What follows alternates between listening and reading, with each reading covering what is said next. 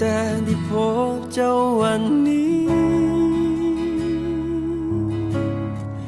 ทุกอย่างที่มีบ่เหมือนเดิมมีเจ้าคนดีมาเพิ่มเติมส่องวางชีวิตที่หายไปจากคนคนหนึ่งที่แสนเพลโลเลไปทุกวันเจ้าคนเดียว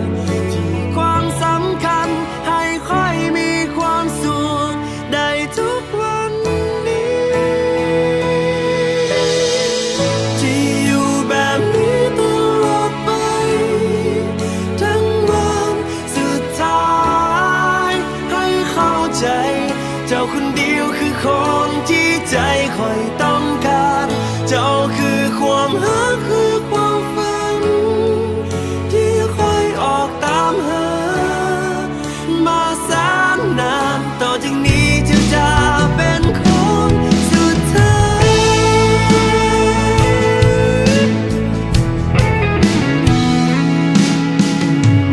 คอยจะรักษาเจ้าเอาไว้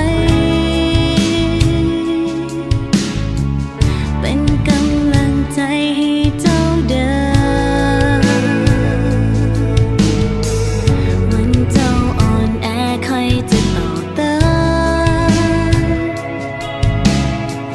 ส่งวันที่เจ้าขาดหายไปเพียงคนคนหนึ่งคือเสเพ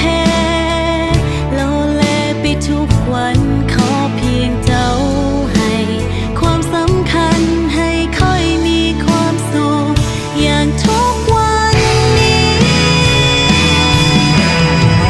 ให้อยู่แบบนี้ตลอดไปทั้งวันสุดท้ายอย่าจากไปเจ้าคนเดียวคือคนที่ใจคอยต้องการเจ้าคือความรักคือความฝัน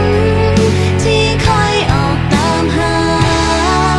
มาแสนนานต่อจากนี้ให้เจ้าเป็นคนสุดท้าย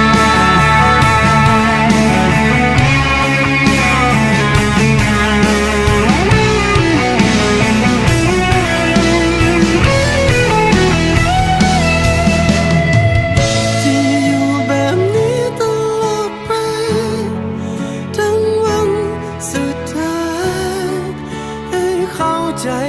เจ้าคนเดียวคือคนที่ใจคอยต้องการ เจ้าคือความรักคือความฝั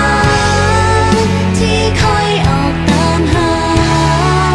มาแสนนานต่อจากนี้ให้เจ้าเป็นคนสุดท้าย แบบนี้ตลอดไป ทั้งวันสุดท้าย ให้เข้าใจเจ้าคนเดียวคือคนที่ใจคอยต้องการเจ้าคือความรักคือความฝันที่คอยออกตามหามาแสนนานต่อจากนี้จะเป็นคนสุดท้าย ต่อจากนี้ให้เจ้าเป็นคนสุดท้าย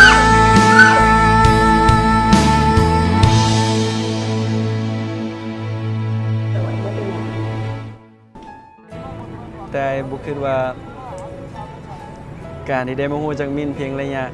เวลาสั้นๆสิเฮ็ดให้ตายได้ฮู้อีหยังหลายอย่างขนาดนั้น